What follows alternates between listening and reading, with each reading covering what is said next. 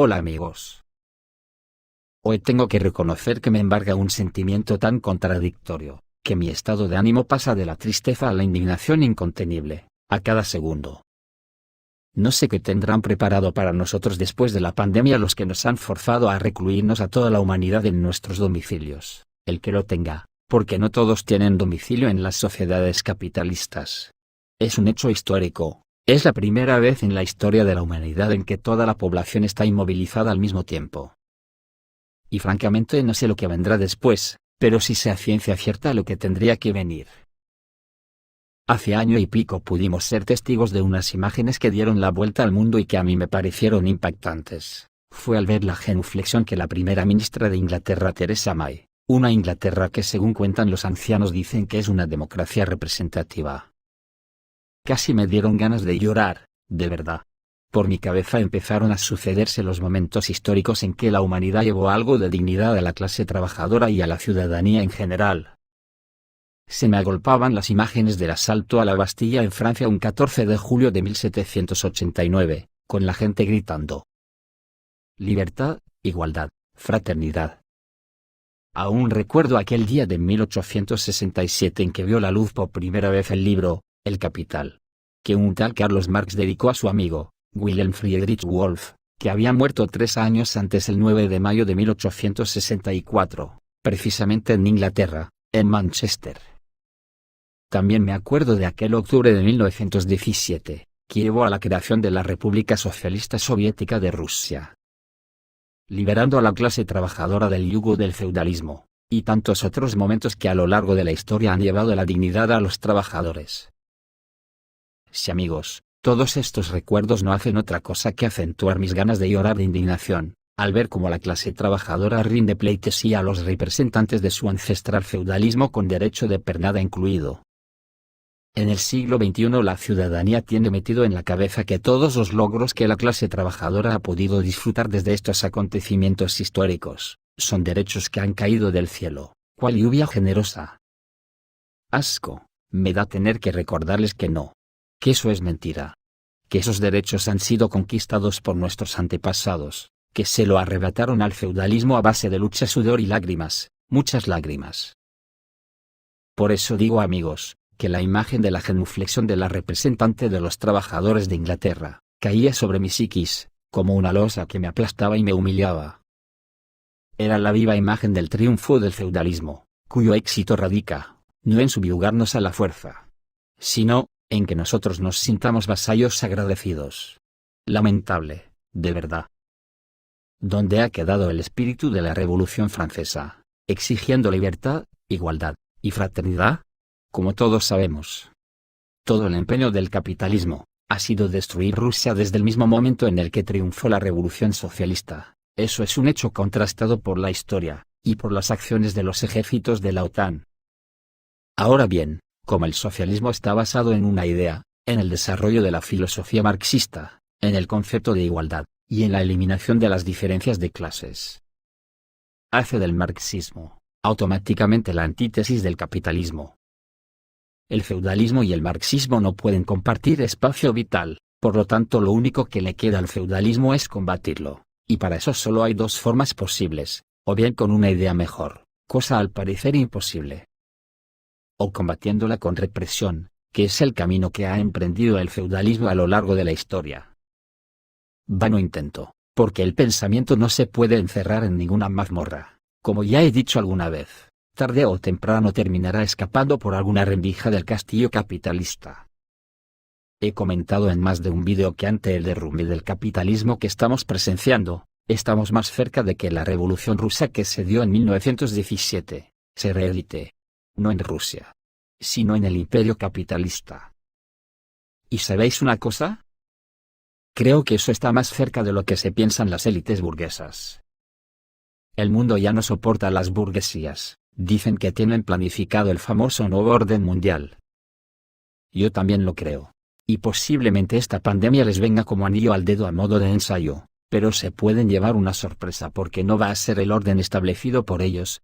El genio de la lámpara marxista creo que se ha escapado por la gran grieta que se ha producido en el castillo capitalista, y ya se ha esparcido por el aire, se ha hecho aeróbico. y está regando el pensamiento de la clase trabajadora de una forma generalizada e imparable. No importa que empleen golpes de Estado como en Bolivia, o como el que quieren hacer contra Nicolás Maduro en Venezuela, o intenten evitar su caída con represión, como en Ecuador, Chile, Colombia, y tantos pueblos que están despertando porque ya están respirando el aire fresco del genio de la lámpara marxista.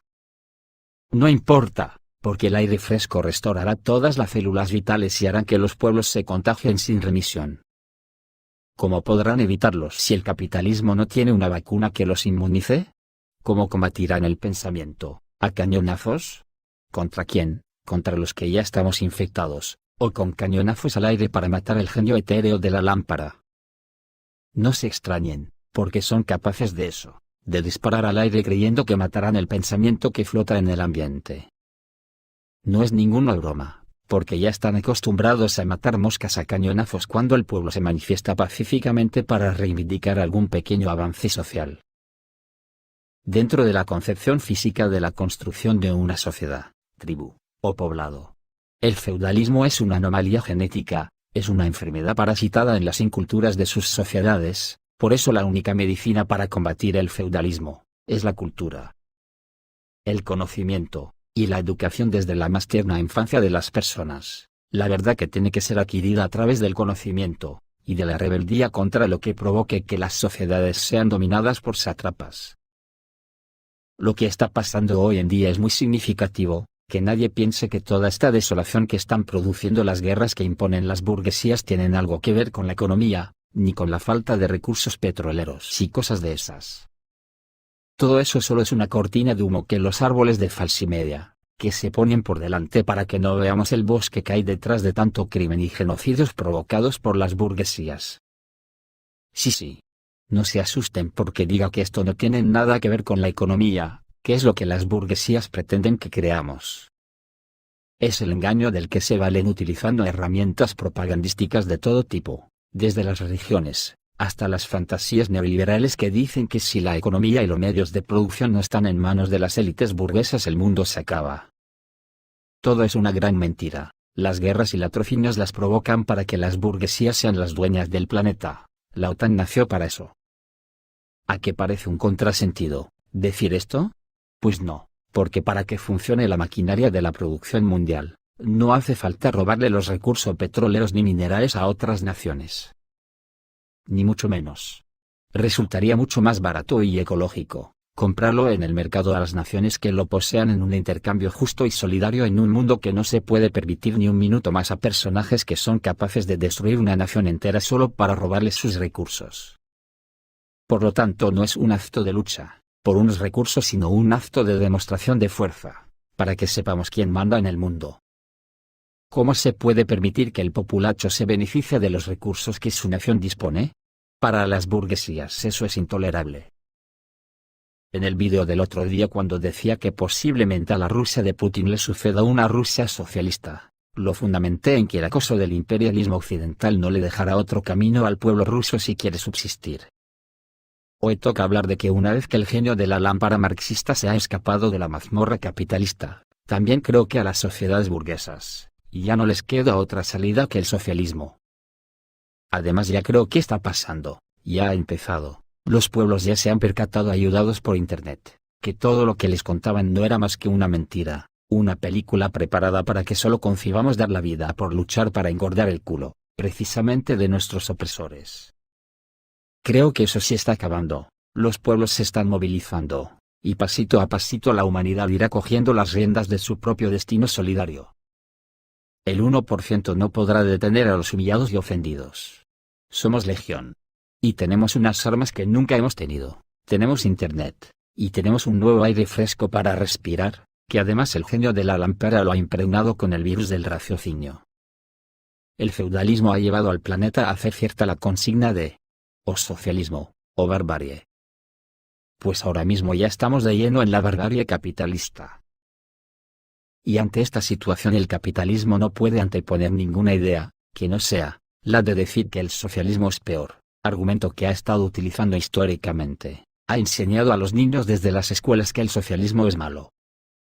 Para lo cual aplica la teoría de combatir a los países socialistas con guerras, embargos, y revoluciones de colores, de tal forma que los países socialistas nunca han podido desarrollar un programa socialista de verdad, porque tenían que preocuparse más de defenderse de la agresión a la que les sometía el capitalismo. Esto se conoce en el argot bélico, con el nombre de asedio. Asedian a los estados socialistas hasta que las poblaciones terminen echando la culpa de sus penurias a los gobiernos socialistas. A partir de ahí el trabajo ya está hecho, lanzan a Falsimega por delante, infiltran los revienta-gobiernos socialistas para agitar las calles, y así es como demuestran a los suyos que el socialismo no sirve. Pues así se ha escrito la historia hasta ahora. Pero actualmente, se les ha cruzado en el camino Internet, y el genio de la lámpara, y es así que están pasando cosas en el seno de Estados Unidos, que hace unos años nadie creería que se estaban gestando. Eso sí, con la anuencia de unas ciudadanías idiotizadas hasta más no poder, que creen que pasaría si en un referéndum se preguntase si habría que declarar las grandes fortunas fuera de la ley. ¿O es la ambición desmedida una patología a tratar en centros especializados? Y sobre todo, ¿a qué está esperando la Organización de Naciones Unidas a declarar la corrupción como un delito de lesa humanidad? Con castigos tan severos, que los corruptos se lo pensasen dos veces antes de caer en la tentación de corromperse. Siendo el primer castigo el de desposeerlos de inmediato de todas sus fortunas con la sola prueba de signos externos ostensibles. Estas preguntas aparentemente inocentes es posible que les provoque hilaridad a muchas personas que las oigan, pues bien, estas son preguntas que la humanidad se va a tener que plantear a lo largo del siglo XXI, sí o sí. Ya que el capitalismo, que es lo mismo que decir el reino de los ricos y de la desigualdad, ha llevado al mundo a un callejón sin salida. Enfocando el tema bajo esta perspectiva nos lleva inevitablemente de nuevo al antagonismo entre capitalismo y socialismo, o lo que es lo mismo, a la lucha de clases. Un concepto que hoy los que van ganando, o sea los capitalistas, se están cuidando muy mucho en recordarnos que eso es algo del pasado. Claro, eso les interesa a ellos. Que los trabajadores nos demos por vencidos definitivamente, y aceptemos nuestra condición de meros conceptos contables en el apartado de mercancías a utilizar a su antojo. Pero claro, también habrá muchas personas que se puedan plantear que una sociedad socialista podría ser posible y no la rechazarían, pero es seguro que se dirán, ¿y quién le pone el cascabel al gato capitalista?